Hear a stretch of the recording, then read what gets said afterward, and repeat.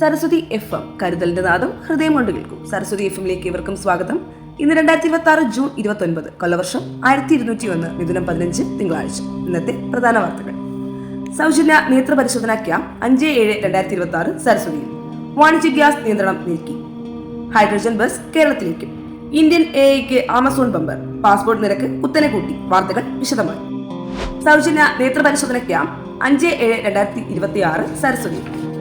എല്ലാ മാസവും ആദ്യത്തെ ഞായറാഴ്ച നടക്കുന്ന ഡയബറ്റിക് ക്ലിനിക്കിൽ തിരുവനന്തപുരം ചൈതന്യ കണ്ണാശുപത്രിയുടെ സഹകരണത്തോടെ സൗജന്യ പ്രമേഹ നേത്രരോഗ പരിശോധന സംഘടിപ്പിച്ചിരിക്കുന്നു. പ്രമേഹം മൂലമുണ്ടാകുന്ന കണ്ണിലെ റെറ്റിന സംബന്ധമായ പ്രശ്നങ്ങൾ നേരത്തെ കണ്ടെത്തുന്നതിനും കാഴ്ച സംരക്ഷിക്കുന്നതിനുമായി ഈ പരിശോധന ഏറെ പ്രയോജനകരമാണ്. തീയതി 5/7/2026 ഞായറാഴ്ച രാവിലെ 8 മുതൽ. കൂടുതൽ വിവരങ്ങൾക്ക് 9495472598.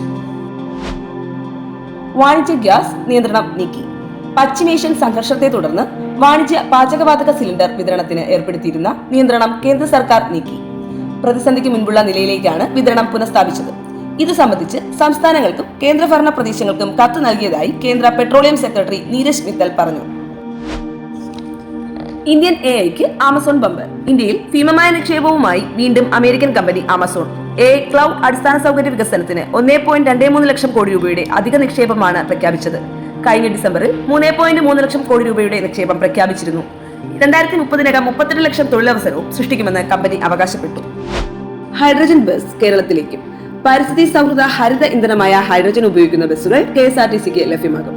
കേന്ദ്ര സർക്കാരിന്റെ ലോ കാർബൺ എമിഷൻ പദ്ധതി പ്രകാരം അനർട്ടുമായി സഹകരിച്ച് നടപ്പാക്കാനാണ് നീക്കം.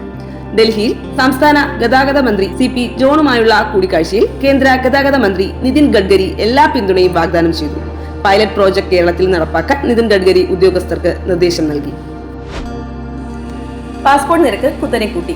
പാസ്പോർട്ട് നിരക്കുകൾ കേന്ദ്ര സർക്കാർ വർദ്ധിപ്പിച്ചു. 18 മുതൽ 60 വയസ്സ് വരെ പുതിയ പാസ്പോർട്ടിനും പുതുക്കലിനും 2500 രൂപ വീതം ഫീസ് അടയ്ക്കണം. നിലവിൽ 1500 രൂപയാണ്. 60 പേജുള്ള പാസ്പോർട്ടിന് 3500 രൂപയാകും. നിലവിൽ 2000 രൂപ. അപേക്ഷിച്ച് 3-ാം പ്രവൃത്തി ദിവസം കിട്ടുന്ന താൽക്കാലിക 36 പേജെങ്കിൽ 5000 രൂപയും 60 പേജെങ്കിൽ 6000 രൂപയുമാണ് ഫീസ്. നിലവിലുള്ളത് യഥാക്രമം 3500-400 രൂപയാണ്. ജൂലൈ 1 മുതൽ നിരക്ക് വർധന പ്രാബല്യത്തിൽ വരും. കൗതുക വാർത്തകൾ. ഗോൾ മുഖത്ത് ഫ്രീക്ക് എടുക്കാൻ റൊണാൾഡോ നിൽക്കുന്നു. ഗാലറി ആർപ്പ് വിളിക്കുന്നു. എല്ലാ കണ്ണുകളും ക്രിസ്ത്യാനോയിൽ. അവൻ കാണുന്നത് 2 കാര്യം. 1 goal post, 2 goalie. Football live commentary അല്ലിത്, കഥാപ്രസംഗമാണ്. കഥ പറയുന്നത് കാഞ്ചിയോട് ജയൻ. പോർച്ചുഗൽ ഫുട്ബോൾ കിങ് റൊണാൾഡോയുടെ കഥയാണ് ശ്രീ ജയൻ കഥാപ്രസംഗമാക്കിയത്. കായികം. Tom Joseph Indian under volley coach. ജൂലൈയിൽ ഹൈക്കോയിൽ നടന്ന ഏഷ്യൻ വോളിബോൾ ചാമ്പ്യൻഷിപ്പിനുള്ള ഇന്ത്യൻ അണ്ടർ-18 പുരുഷൻ ടീമിന്റെ മുഖ്യ പരിശീലകനായി അർജുന അവാർഡ് ജേതാവും മുൻ ക്യാപ്റ്റനുമായ ടോം ജോസഫിനെ നിശ്ചയിച്ചു. ടീം സെലക്ഷൻ കമ്മിറ്റി അംഗവുമാണ് ടോം. ഒരു പതിറ്റാണ്ടിലേറെ ഇന്ത്യക്ക് വേണ്ടി കളിച്ച 2023 നടന്ന ഹാൻചോ ഏഷ്യൻ ഗെയിംസിൽ പുരുഷ ടീമിന്റെ സഹപരിശീലകനായിരുന്നു. ഇനി ആരോഗ്യമുത്തുകളിൽ ഡോക്ടർ SK അജയ്കുമാർ. പ്രിയമുള്ളവരെ, ഇന്നത്തെ ആരോഗ്യമുത്തുകളിൽ നമ്മൾ സംസാരിക്കുന്ന വിഷയം മഴക്കാലവും വൈറസ് പനികളും എന്നതാണ്. നിങ്ങൾക്കെല്ലാവർക്കും അറിയാം, ഇപ്പോൾ കേരളത്തിൻ്റെ എല്ലാ ഭാഗത്തും വൈറൽ ഫീവർ അഥവാ വൈറസ് മൂലമുണ്ടാകുന്ന പനികൾ പടർന്നു പിടിച്ചുകൊണ്ടിരിക്കുകയാണ്. കാലാവസ്ഥയിൽ വന്ന വ്യതിയാനവും മറ്റും വൈറസുകളുടെ വളർച്ചയ്ക്ക് സഹായകരം ആയിരിക്കാം. പിന്നെ മാലിന്യ സംസ്കരണത്തിലുള്ള പാളിച്ചയും ഇതിനൊരു കാരണമാകാം. എന്തായാലും ദിവസവും പനി ബാധിച്ച് ആശുപത്രിയിൽ ചികിത്സ തേടുന്ന രോഗികളുടെ എണ്ണം കൂടിക്കൊണ്ടിരിക്കുകയാണ്. ജലദോഷം, നല്ല ശരീരവേദന, പനി അത്ര കടുത്തതായിരിക്കില്ല. ഇപ്പോഴത്തെ സീസണിൽ ഒരു 100 ഡിഗ്രി 101 ഡിഗ്രിക്ക് താഴെയുള്ള പനി തുടങ്ങിയവയാണ് ലക്ഷണങ്ങൾ. അപ്പോൾ നമ്മൾ എന്തൊക്കെ ശ്രദ്ധിക്കണം എന്ന് നോക്കാം. ഈ പനി സാധാരണഗതിയിൽ ഇപ്പോഴത്തെ സീസണിൽ 3 ദിവസം 4 ദിവസം കഴിയുമ്പോൾ അപ്രത്യക്ഷമാകാറാണ് പതിവ്. പക്ഷേ ഈ രോഗികളിൽ ഒരു ചെറിയൊരു ശതമാനത്തിനെങ്കിലും കോംപ്ലിക്കേഷന് സാധ്യതയുണ്ട്. അപ്പോൾ പനി ബാധിച്ചു കഴിഞ്ഞാൽ ഏറ്റവും അത്യാവശ്യം വേണ്ടത് റെസ്റ്റ് അഥവാ വിശ്രമമാണ്. ധാരാളം വെള്ളം കുടിക്കുക. ജലദോഷ സംബന്ധമായി മൂക്കൊലിപ്പ്, മറ്റേ മൂക്കടപ്പ് തുടങ്ങിയ കാര്യങ്ങളുണ്ടെങ്കിൽ ആവി പിടിക്കുക. പാരസെറ്റമോൾ ഗുളിക കഴിക്കുക. പനി കഴിഞ്ഞ് അത് സെക്കൻഡറി ഇൻഫെക്ഷനായി കഫത്തിൽ മഞ്ഞ നിറവുമൊക്കെ ഉണ്ടാവുകയാണെങ്കിൽ ആന്റിബയോട്ടിക്സ് കഴിക്കുക തുടങ്ങിയവയാണ് ചികിത്സാ രീതി. വിശ്രമം, ധാരാളം വെള്ളം കുടിക്കുക, മരുന്നുകൾ കൃത്യമായി കഴിക്കുക. ഇനി എന്തൊക്കെയാണ് അപകട ലക്ഷണങ്ങൾ എന്ന് നോക്കാം. പനി വർദ്ധിച്ച തോതിൽ മാറാതെ നിൽക്കുന്നു. ബ്ലഡ് കൗണ്ട് നോക്കുമ്പോൾ പ്ലേറ്റ്ലെറ്റിന്റെ അളവ് തീരെ കുറഞ്ഞു പോകുന്നു. ഡെങ്കു ആന്റിബോഡി പരിശോധിക്കുമ്പോൾ ഡെങ്കിപ്പനിയാണെന്ന് സ്ഥിരീകരിക്കുന്നു. തുടങ്ങിയവ ഉണ്ടെങ്കിൽ കൃത്യമായി ചികിത്സ നേടുകയും ചിലപ്പോൾ ആശുപത്രിയിൽ അഡ്മിറ്റ് ചെയ്യുകയും ഒക്കെ ആവശ്യം വരാം. ഈ മലിനജലത്തിൽ ഇടപഴകാതിരിക്കുക,